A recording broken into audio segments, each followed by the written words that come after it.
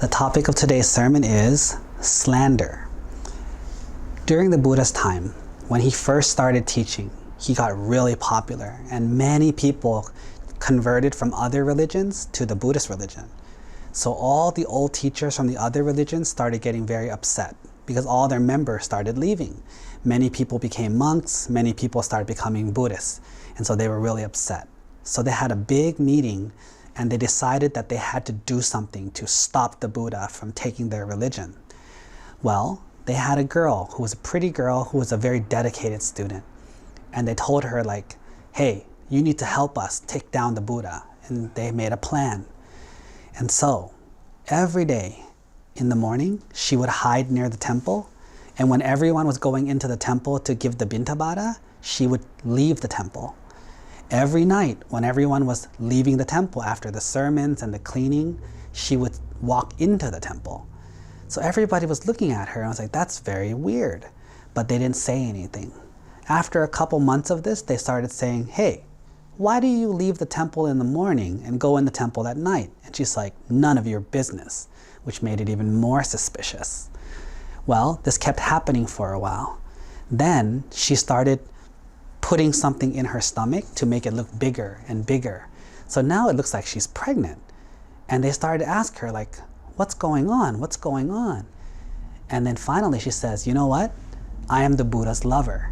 That's my lover. He hasn't had a wife in a long time. He left his wife a long time ago. And it's normal for men to take care of their women that they love. Leave us alone. Don't bother us. And so people started gossiping like crazy now. Like, oh my God, I heard the Buddha has a girlfriend. He got a girl pregnant. He has a vow of celibacy for everyone else, but he's not being a good person. And it was a lot of slander, which means a lot of like people talking bad about you behind your back. The Venerable Ananda, who was the Buddha's assistant, who loved the Buddha the most, he was very angry. He was like, wait, this is not true, this is not true, this is not true. We have to do something. We have to say something. We have to go out there and prevent the news or tell them it's not true. And he would go to the Buddha and he'd say, Buddha, Buddha, all these people are saying all these things. What do we do? What should we do? How do we stop them? And the Buddha says, don't do anything. It's not true. The truth will protect the people who are true. But Ananda was like, but everyone's talking. Look, people aren't coming to the temple anymore. We lost a lot of members and it's slowing down and it's very awkward. People, when you go bintabata, people talk about you and they point at the monks and they talk bad about our teacher. We don't like it. We feel offended. And we don't like people disrespecting you. You're so great and holy, but everyone's disrespecting you. So the Buddha says, don't do anything, Ananda.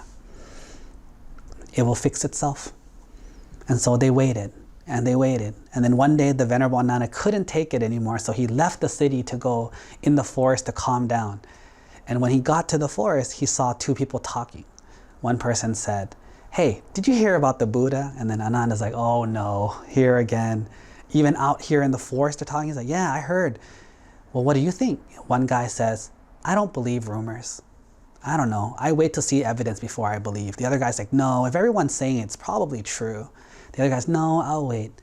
And so Ananda saw that, wow, not everyone who hears the rumors thinks the same thing. So that calmed him down a little bit. Now back at the temple, it's been not like 8 or 9 months already of this. And now the lady, her name is Jinja Manawika, had a big tummy now. And so now she went in front of the Buddha and pointed at him and said, hey, you don't take care of me. You got me pregnant and you're not being responsible for the baby and you're a bad husband and all this stuff. And the Buddha just sat there quietly. And then he said to her, Jinja Manawika, only 2 people in this whole world know the truth, you and me. And she was shocked that what was he gonna do? But he didn't say anything. And so that made her even more overconfident. So she started jumping around, pointing at him and yelling and screaming. According to legend, true or not, we don't know, but Saka, the great god, saw this and was like, no, this is not okay. So he had 4 of his sergeant generals transform from angels into mice. And they crawled up her back and they bit the ropes that were tying the pillow to her stomach. And then the pillow and the rocks fell out. And everyone saw that she was lying. And then they chased her out of the temple, hitting her and punching her and screaming And then when she left the temple, the earth had a big earthquake and split, and she got sucked in by the earth. Her evil was so bad that even the earth could not let her live there anymore, and so it swallowed her up. Now here's the interesting thing that a lot of people don't realize. The Buddha got slandered like crazy. He lost tons of people. Let's say maybe he had 1,000 students. He probably lost like 600, 700 students. And then not just that, maybe tens of thousands of people were gossiping about him in a bad way. So even more people were gossiping about him. But guess what? When the truth came out, all those 10,000, 100,000 people had to come apologize. They all felt bad. They all felt guilty for how much they disrespected him, and they all came to listen to him teach. And when they listened, they were able to learn, and now Buddhism grew even bigger. So isn't that surprising? That even though he was being slandered, he was being attacked, in the end, Buddhism became better because of it. Without all that slander, Buddhism wouldn't be that popular. And so the Buddha taught that if you had not done wrong, if you have not done evil, you don't have to be afraid of the bad consequences. If there's bad consequences, it's because you've done something wrong. But if you haven't, and you've been honest like the Buddha, and you've been good like the Buddha, you don't have to worry. Your karma will be the way it's supposed to be. Just be patient and wait it out. Don't get so excited. Everything is the way it's supposed to be, based on what you've done. So fighting, yelling, screaming, trying to change the news, it's not going to make a difference. Because it all comes down to, had you done the karma, you will get a bad result. If you've done the good karma, you will get the good result. It's up to what you've done. Okay?